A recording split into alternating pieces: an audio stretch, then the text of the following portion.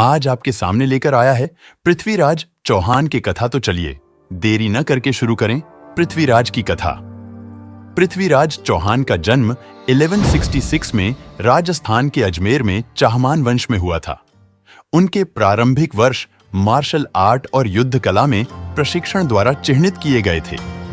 13 साल की उम्र में वह अपने पिता की मृत्यु के बाद राजगद्दी पर बैठे और उन्हें राज्य की जिम्मेदारियां विरासत में मिली। चाहमान साम्राज्य का विस्तार करने के लिए पृथ्वीराज ने सैन्य अभियान चलाया। उनकी रणनीतिक प्रतिभा और पड़ोसी शासकों के खिलाफ लड़ाई में जीत ने उनके शासन को मजबूत करने और राजवंश को एक क्षेत्रीय शक्ति के रूप में स्थापित करने में मदद की। मोहम्मद गोरी के साथ टकराव 1191 में तराइन की पहली लड़ाई के साथ शुरू हुआ। पृथ्वीराज ने अपनी सैन्य शक्ति का प्रदर्शन किया और एक निर्णायक जीत हासिल की, जो चाहमान राजवंश के लिए एक महत्वपूर्ण जीत थी। जीत के बाद पृथ्वीराज ने सापेक्ष स्थिरता के दौर का आनंद लिया।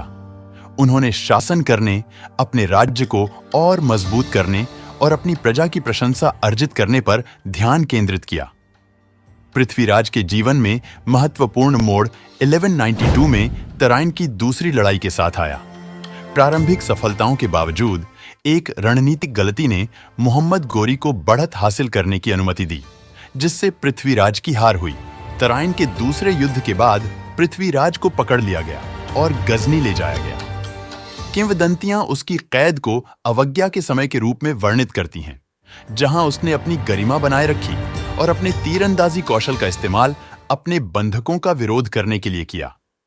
पृथ्वीराज चौहान की विरासत उनके समय से कहीं आगे तक फैली हुई है।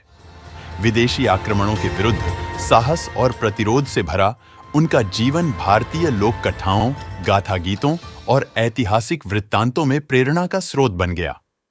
उनकी विरासत को विपरीत परिस्थितियों में बहादुरी के प्रतीक के रूप में मनाया जाता है। यह भाग दर भाग अवलोकन पृथ्वीराज चौहान के जीवन की प्रमुख घटनाओं का अधिक विस्तृत विवरण प्रदान करता है। ध्यान रखें कि ऐतिहासिक विवरणों में भिन्नता हो सकती है और किंवदंतियां अक्सर मध्य युगीन काल के आंकड़ों के इर्द गिर्द कथा में योगदान करती हैं।